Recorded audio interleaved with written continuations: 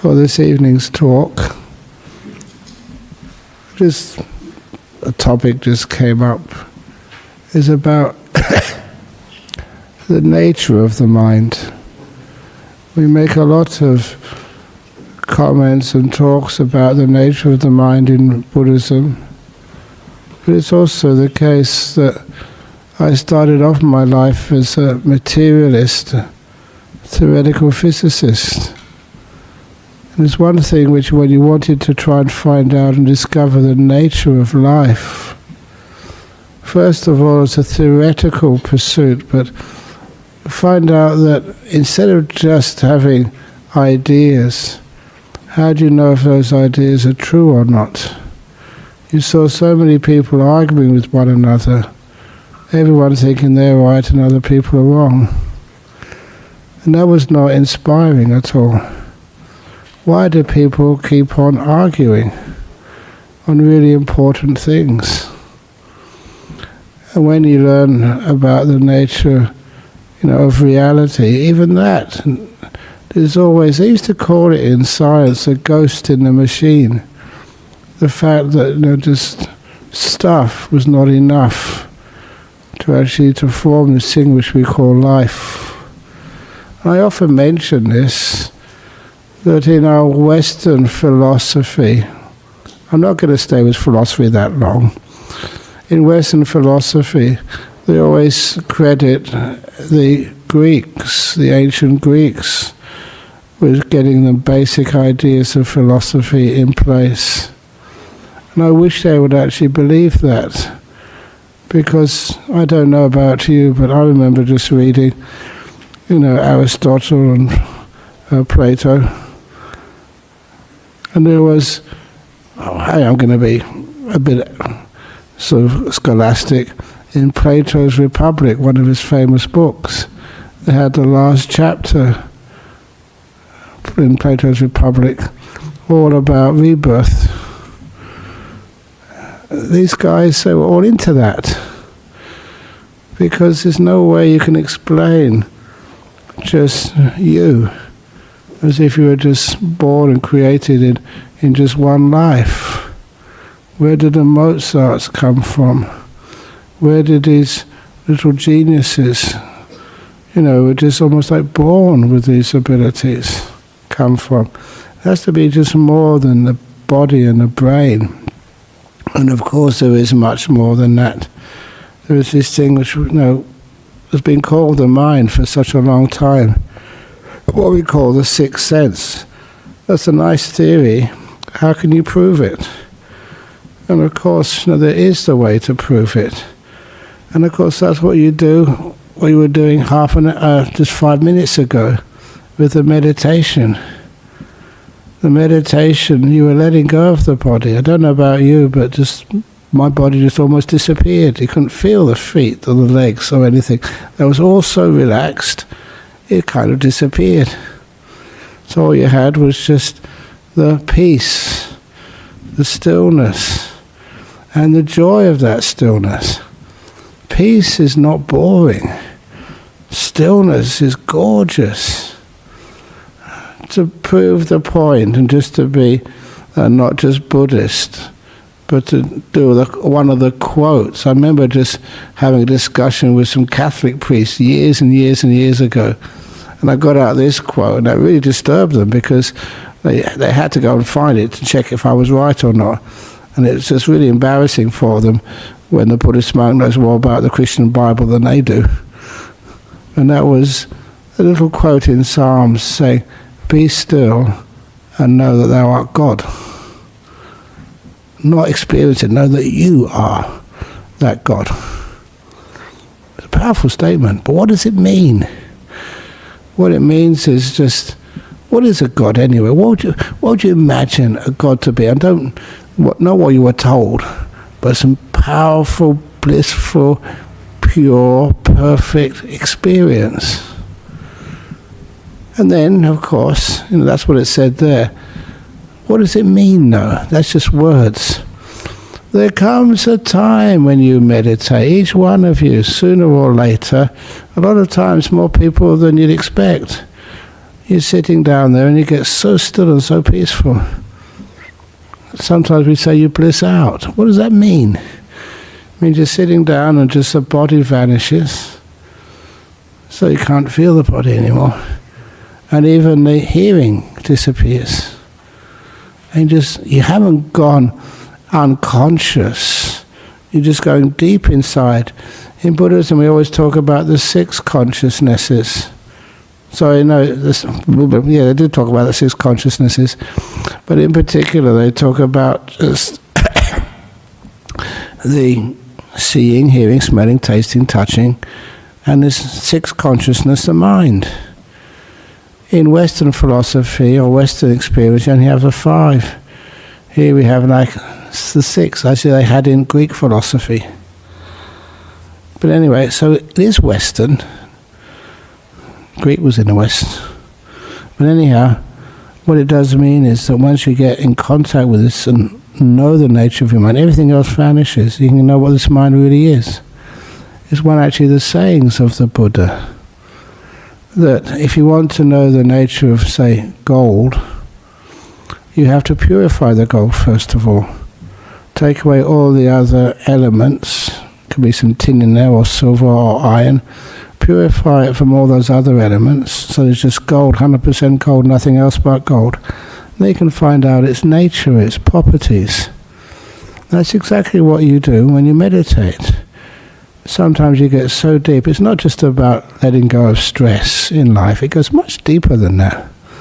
Much more powerful and much more beneficial.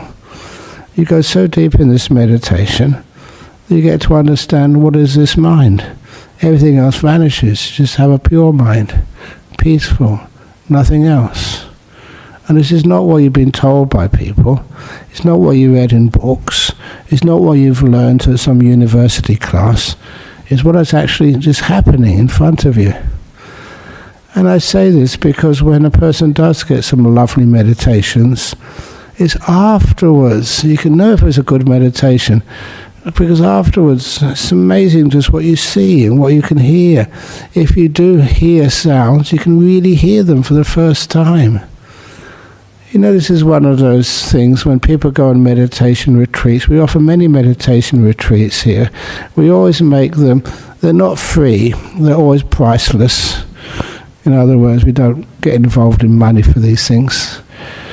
Basically that means you don't pay if you don't want to. Lots of people make donations, but you don't have to, because that is the purity of it. It's like diminishing it to sell meditation or truth like stuff in a marketplace. But this is something much more beautiful. And when you start to experience what this meditation is, it's like your mindfulness increases enormously. You can actually see things, you can understand things. And this is where, you know, even if you are on a retreat and we have like the lunch or the breakfast, it's amazing how many people start talking that, wow, the cooks at this retreat are the best cooks in the world.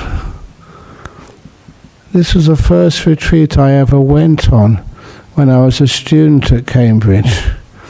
And I was just really concerned when I learned the retreat was being held in boarding houses for students, with the cooks who were the people who usually cooked for students in the UK. Now, first of all, this was in the 60s. Number one, in the 1960s, like English cooking was not really that well respected. And I remember at that time, all it was usually meat and 2 veg. You know, at the retreat was a vegetarian, but vegetarian something and vegetables all boiled or steamed. So there's hardly any taste left in it at all. And I really thought that I'm not going to be able to last a 9-day meditation retreat. I was a young man with no decent food. So what happened was that when I had my first breakfast and lunches and dinners, when we did a few of these, I thought, wow, this food is actually tasty. It was delicious. I thought it was just our good luck, good karma, that with all the boarding house cooks in the whole of the country, we managed to get one who could actually cook a lunch.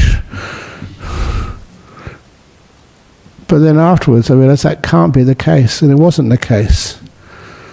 The only reason was the cook was as bad as usual.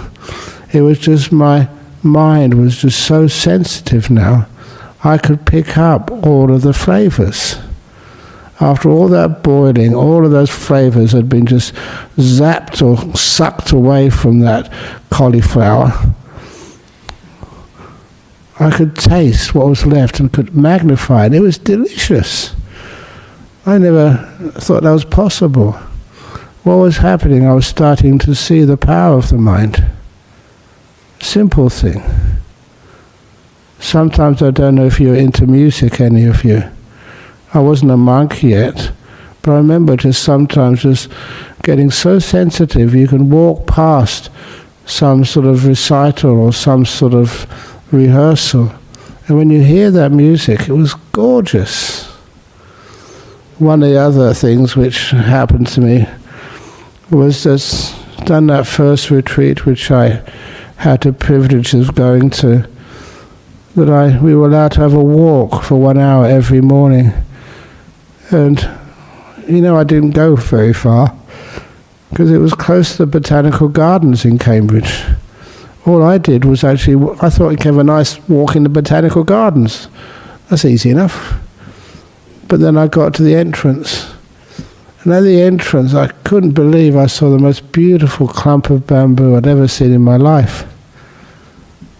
And I thought, what's a clump of bamboo doing there in this cold country? And it looked incredibly gorgeous. I kind of remembered that in Chinese watercolours, they often have bamboo featured in Chinese watercolours. Why? Just because the way they bend under their own weight. And the colours, and they're not sort of strong, they're very soft. And it's just the way they bend, even the leaves also just narrow and long. It's almost like sensuous. And when I saw that clump of bamboo, I thought, wow, that's gorgeous.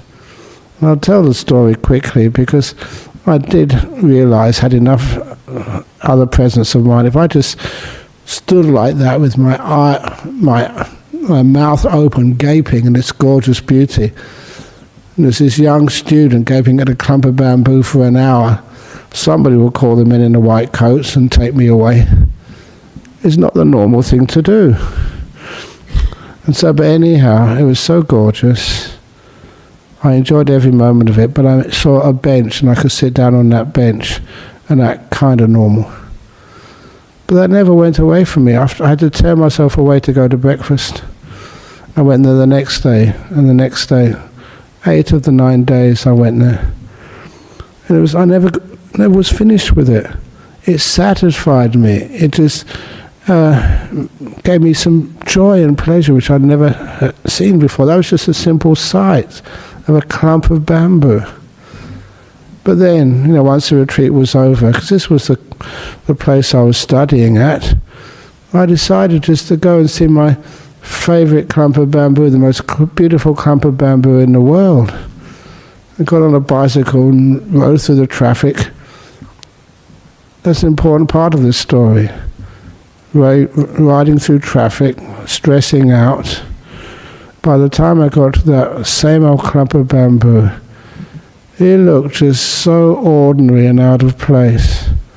It was bamboo in a cold part of UK. It shouldn't be there. It was dry, desiccated, looked really sickly. And I thought, what had happened to the most beautiful clump of bamboo in the world, which I could see only a couple of weeks earlier? Now it was gone. It was the same plant, physically the same.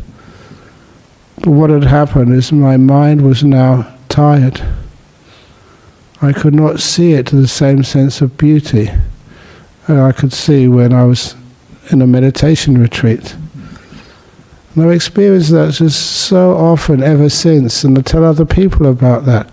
First of all, when you start to develop your mind, you're not quite sure what it is yet, but you know it feels really nice, very good, very pleasant, very healthy, very free.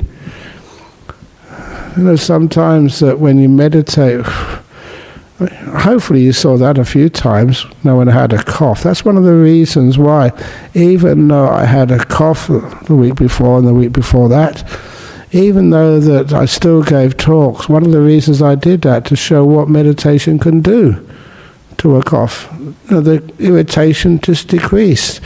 I didn't take any medication. It was a meditation, softened the mind, and just it wasn't so much of a problem anymore. And that is kind of weird, but when you don't worry about things, when you make peace with them, of course healing happens. It's one of the most amazing things to actually to see and to experience for yourself. But anyway, it's also joyful as well. You know, sometimes, how many of you get depressed? You know, people have done experiments, and experiments are just so coarse and so unrefined. They just take a few readings. How can they really know how you feel? They can just see what lights up here, what lights up there in your brain, but is that really just fair? Because you've got machines on you, sometimes you expect what you're supposed to report.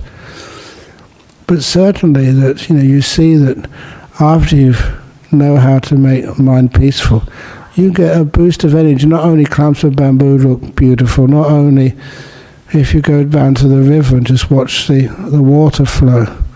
It's very nice now. We had a very heavy rainstorm in Serpentine a couple of days ago. Actually only yesterday morning. And now sort of got some water in the ground now. So expect some grass to be coming up soon. That was so dry in Bodhinyana Monastery for months. But also when you can start to see the water start flowing. Have you ever seen there's just the water dripping from the roofs? It's a gorgeous sound. I remember just going over into South Korea, one of these monasteries over in the mountains. It was like a kung fu movie. Just the architecture, and there's so much ice there, and the big river which ran through, not a big river, but like a stream which ran through the heart of that monastery.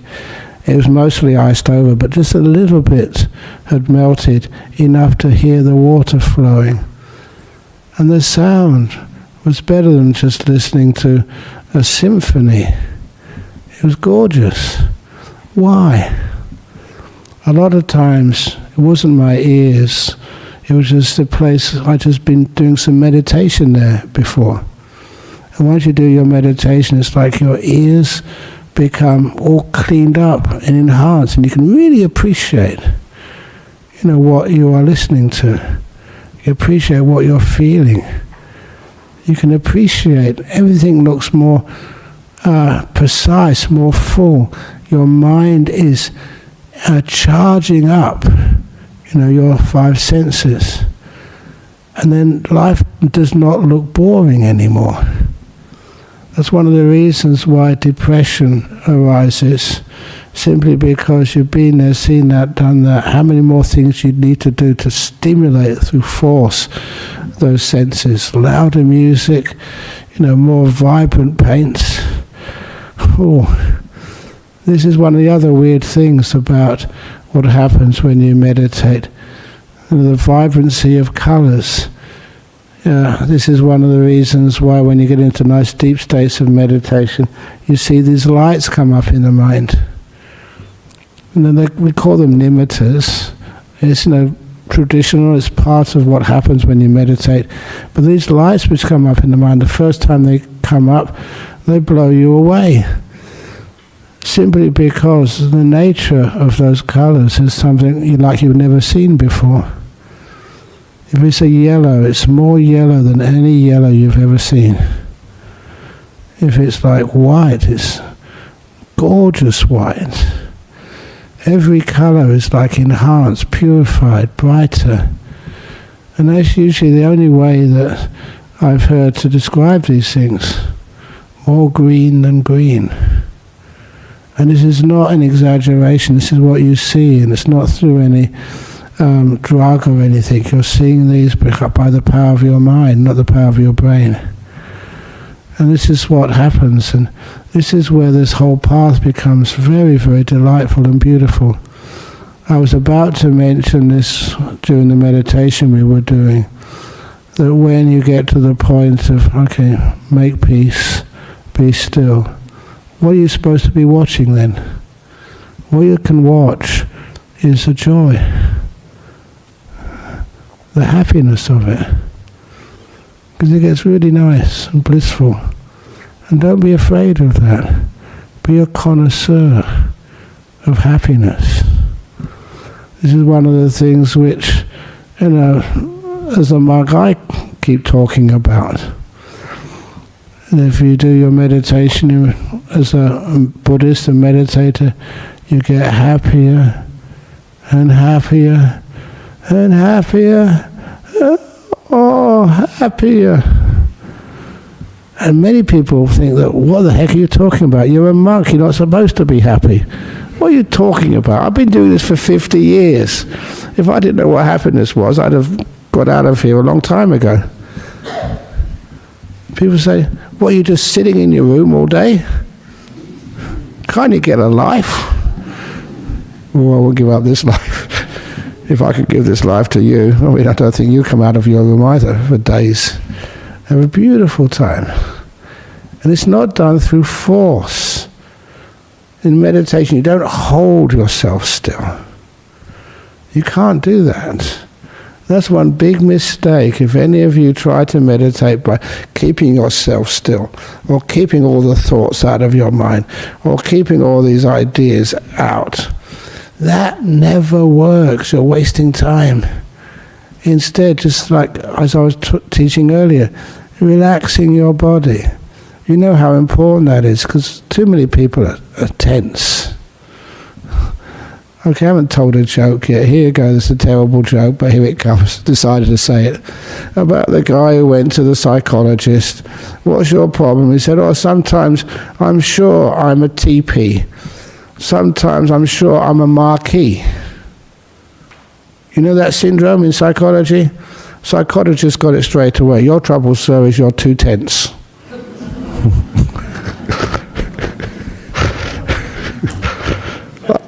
Okay, the groan will do, thank you. And anyway, so why are people too tense? They're always trying to control, they can never do it. But what we do in meditation, you've seen this many times before, here it comes again. How do you keep a glass of water perfectly still? Easiest thing in the world. Hold it, it never gets still. You get tired, you get worn out. Put it down and become still all by itself. Just be patient and that water will be more still than I can ever hold it. How much effort is that? It's pretty still now. A little bit of movement. Another minute or two and that'll be totally still. That's how we meditate. We let go. Renounce, stop controlling, let it be. And that's what we did with our body. What happens then? Our body kind of disappears. It vanishes. But your mind is still very alert and strong. So you can actually know what it's like to be still. And that awareness of that stillness gets stronger and stronger and stronger. And again, that the result of that afterwards, your mind is really powerful. I know that's one of the reasons why I usually only tell this on meditation retreats, that sometimes people come to me afterwards and they say, the meditation was so deep, I got into one of these really deep states of meditation.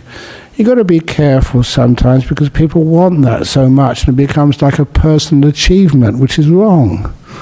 These aren't achievements, it's where you tend to let go, where you disappear, you're not there anymore. But your awareness is there, very strong. So a lot of times when people come up and say this to me, I say afterwards, I say, I'm sorry, but Canadian women from Alberta cannot get into deep meditation. She's from Canada. She's been coming here for years. That's what I can say to her, because she knows what I mean. If she got upset and angry and said, "What are you talking about? That's misogynistic. That's racist. That." If she replied like that, I'd realize she didn't have a good meditation. But when she was like this, just nice and peaceful and chuckling, I said, "Yeah, she's a good meditator." I don't mean you can't. We just say those things to try and get a response. Because if you've had a really nice meditation, you just can't get upset afterwards. It's impossible.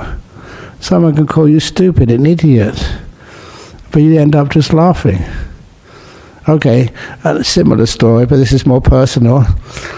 Many years ago, I gave a talk on, just on general Buddhism at Mercedes College, the ladies' high school over in next to the cathedral in Perth. Yeah, I don't know why you laughed.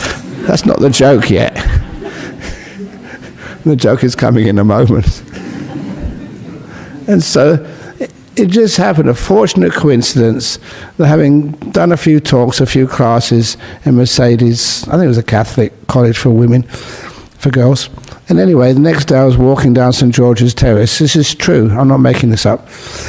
Walking down St. George's Terrace, going to another appointment somewhere, and a few of the girls came past, and they said, "You're the monk who gave a talk in our school yesterday." And my reply was, "I'm really amazed you remember me." And they said, "We'll never forget you." I thought, how cute that is. They were never going to forget me. I didn't realize I gave such a good talk. I said, how can we ever forget a monk whose name is Bra?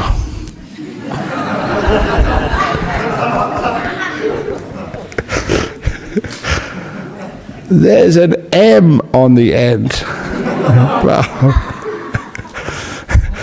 But I thanked them for that, because instead of getting upset, I thought, what a wonderful little true story and joke which I can tell people later on for many years afterwards. So that's actually what happens. When you get some nice meditation, it changes your character. You're peaceful. No one can upset you. That really upsets other people when they can't upset you. But nevertheless, that's their problem.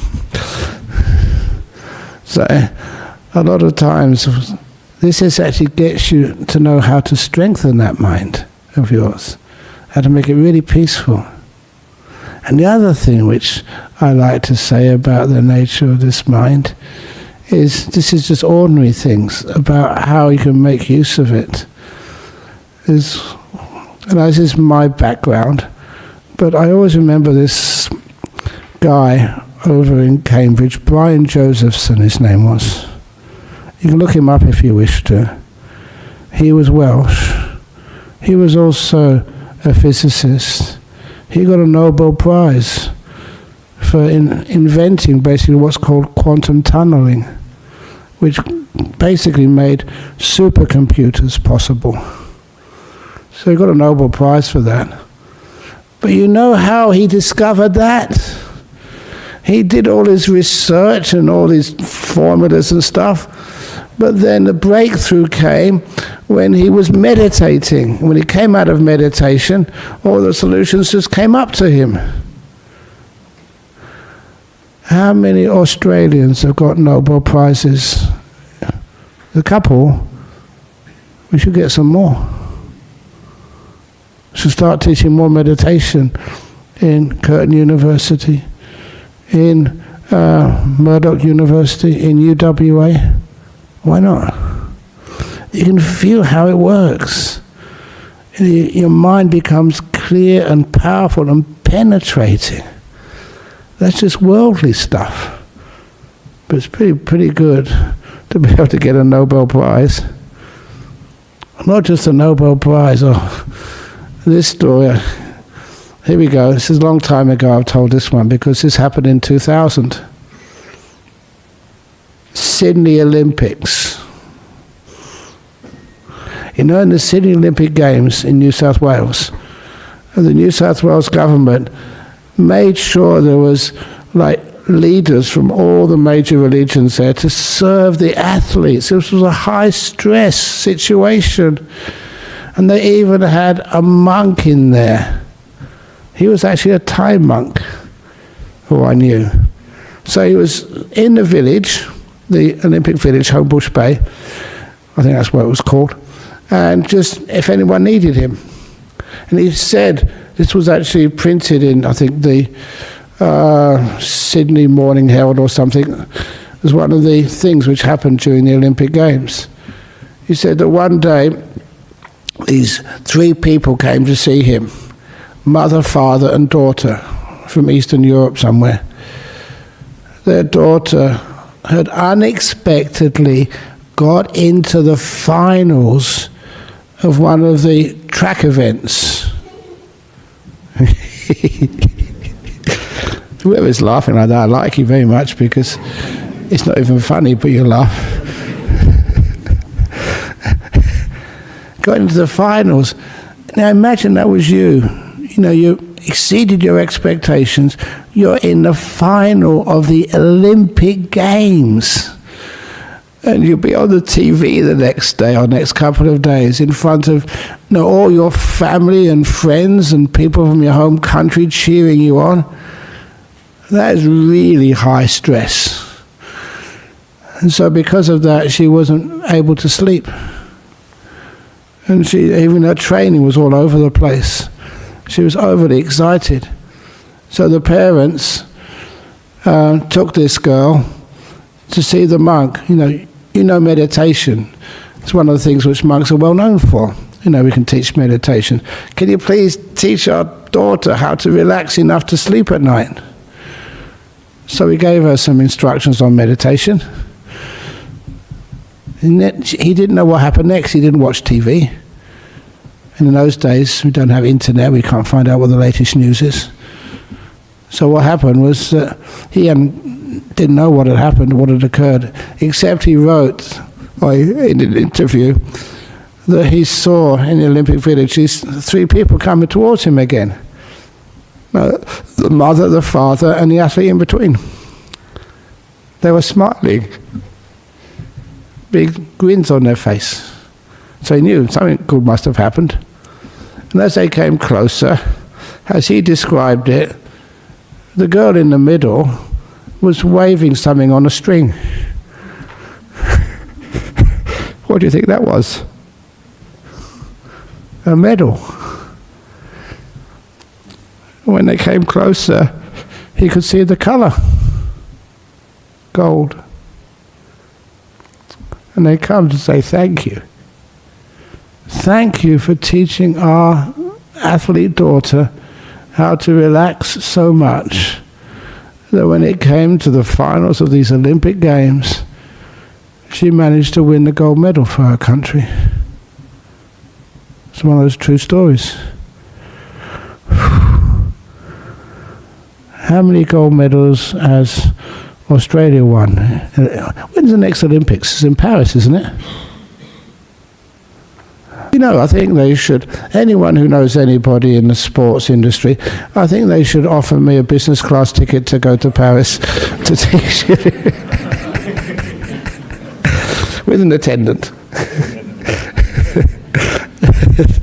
To teach the Australians how to win more gold medals. It's just getting that inner power, that stillness, that peace inside to be able to do this. So those are some of the byproducts. But it's also knowing what this actually mind really is. So things like depression and negativity, getting upset, and just being able to almost exceed expectations and to really appreciate the world. Sometimes people get negative about this world. You can't do that when you're meditating. Now, honestly, how many of you have tried to upset me or seen other people trying to offend me? Have they succeeded? Why? I wasn't born like this. is literally because you can get so peaceful, so calm, that when somebody tries to say some stupid things to you, you just burst out laughing. You can't get upset. So any of you partners who come here, you're having a difficult time getting to understand each other, what can you do? Really get into this meditation business. Because when you're very sensitive, you can pick up all the things which the other person you're living with is trying to say. It's not the words which come out of their mouth. How many people would love to say something, but it just doesn't come out? Or they feel afraid of what they're going to say. Or they choose the wrong time. When you are very aware, peaceful, and you've got a very strong penetrating mind, it's amazing sometimes what you can say. Just the right thing at the right time. Okay, this was just Leha. She has to go back early, but she usually looks on the website. She was telling me that many years ago, what really sort of impressed her once was when she asked me about how to bring up children. I've never had kids. Obviously, I've been a monk most of my life. So what do I know about raising children? But then when she asked, when there's a question I think here many years ago, Ajahn Brahm, give some advice how to raise kids as Buddhists, they were asking. And I just said something very simple. Please teach your kid, number one, to always ask questions. And number two, to be honest. That's all.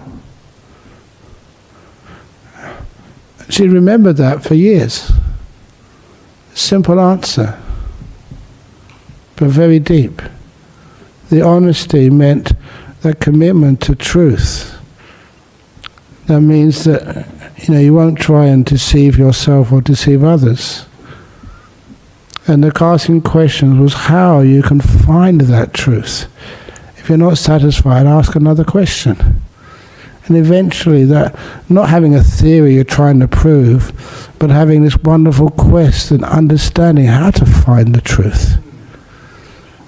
And they said, and that's, if Buddhism is worth anything, then that's what you'll find.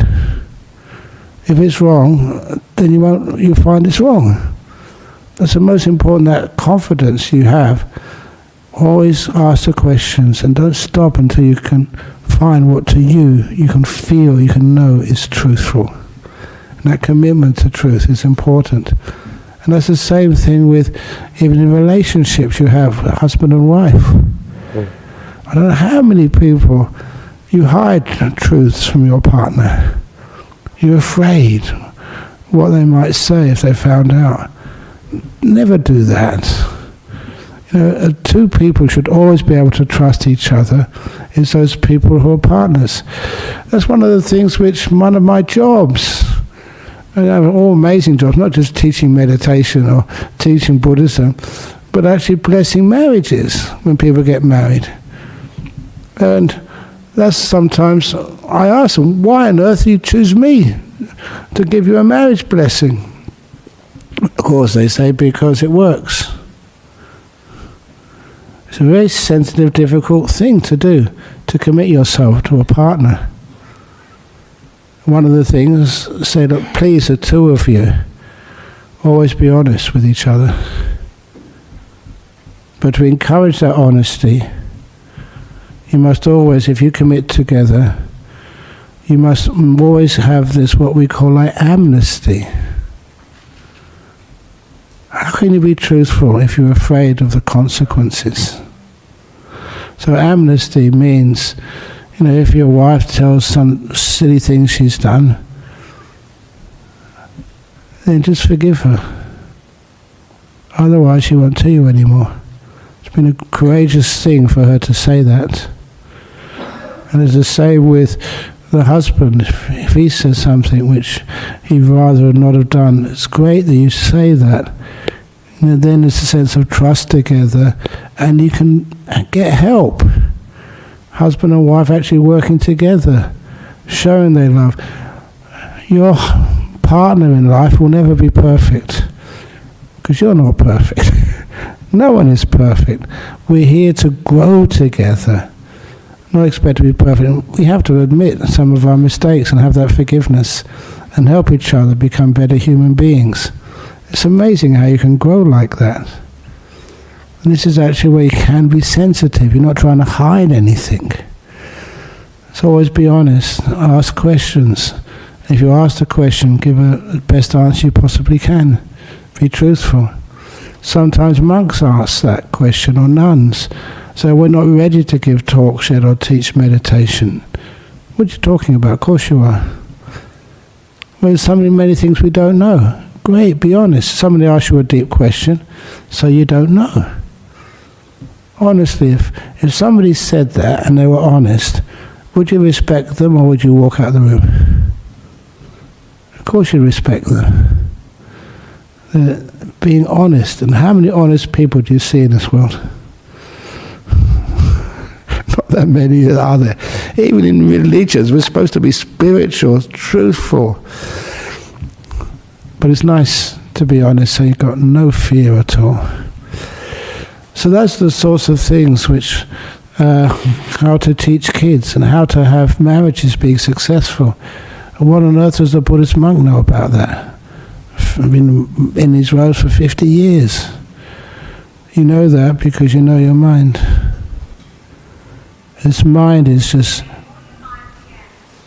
Yes, it is 45, yes, correct. It's okay. Thank you for proving the point there. You can't offend me.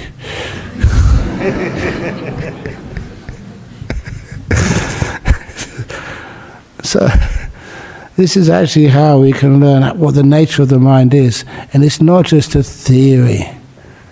It has all sorts of other aspects to it, like, what rebirth is. And I don't know if you're partners together. Why? Why do the two of you get drawn together? Have you ever figured that one out? Why there's such a thing as like even love at first sight? Look, there's this couple once, I think they were the most weird. Weird, but not really. Because they came on one of my 9-day retreats. They were good Buddhists, good meditators, but they couldn't keep apart. We have our rules, that you're supposed to live in, stay in separate rooms, and you can smile at each other, but you don't need to talk to one another or hold hands or anything. But they couldn't stop themselves, and they just came up to they were honest. They said, we can't do anything about this. Because for the first time they met, I think was in some retreat over in France or somewhere, and she came up to him and said, your name is David, and gave the surname as well. He'd never seen her before. Imagine someone does that to you. So this is your name, and I've met you before.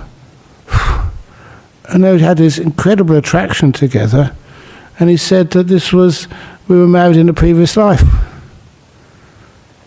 And it's obviously true because they were really, really close together. Would that be a bit weird? I only tell stories like that because you know this story.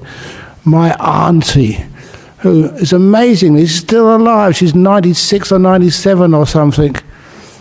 And when she was out just looking for a partner in life with my mother, my mum and her grew up together. They weren't sisters, they were cousins, but they were just like sisters.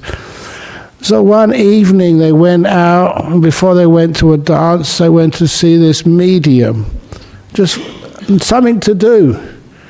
And this medium looked at my auntie and told her, said, you're soon going to meet the love of your life. Oh yeah, you've heard that one before. And his name will be Donald, surname Wolfries. That's not like Jack Smith or, John this or... It was a really weird name, Donald Wolfries. A couple of days later, she went to a dance with my mum. They went there together. And this guy came up to my auntie and said, "We'd like to dance." That's what they used to do in those days. And yeah, they were attracted together. And so, what's your name? Donald. Oh no. Wolfries. And they were married for 60 years. He only died a few years ago. She's still going strong. And every time I used to ask her, this is family. They don't lie to you. No reason to. Did that really happen? Oh yeah, it did. What did you feel afterwards when you met him? It was strange, but it all worked out fine. That kind of shocked me. How did you know that? But it worked. So this mind, when that happens in your own family, it just adds to the evidence. This is real. Life is weird, and it can only happen if there's a thing called the mind. And that mind goes from life to life, or it just changes a little bit as it goes through. That's called dependent origination. That's a deep talk. But that's actually what motivates and why you come here. Often and people ask me, how come you became a Buddhist, let alone a Buddhist monk? No one in my family in London could spell Buddhist. There was no one who was a Buddhist in my family. And how come I just became a Buddhist monk and liked it so much?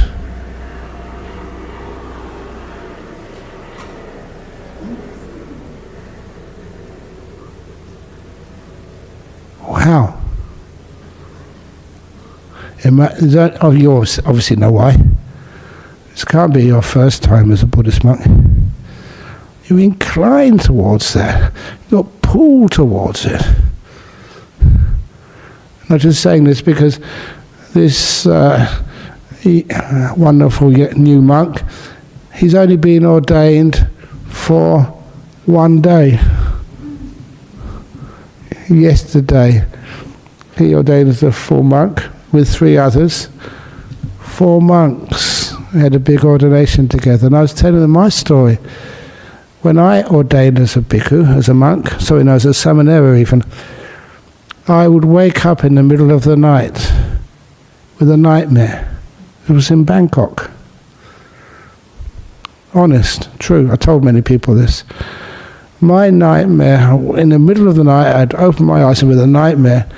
My nightmare was that I was a layperson. And I'd open my eyes and look at my robes folded neatly next to my mat on the floor. I'm a monk. I'm a monk. I can't convey to how much joy that gave me. I'm really a monk. And I closed my eyes and went into a nice deep sleep.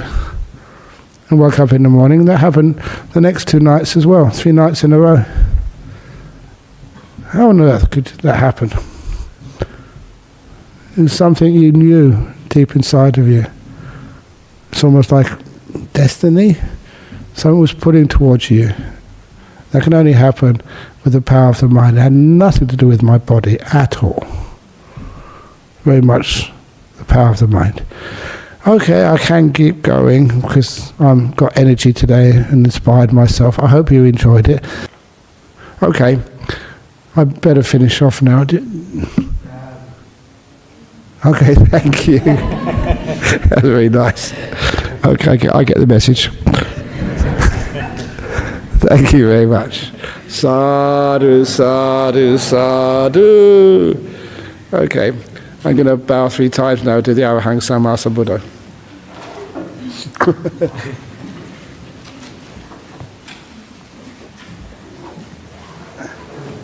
Arahant Samma Sambuddho Bhagava Buddhaṃ Bhagavantang Abhivademi.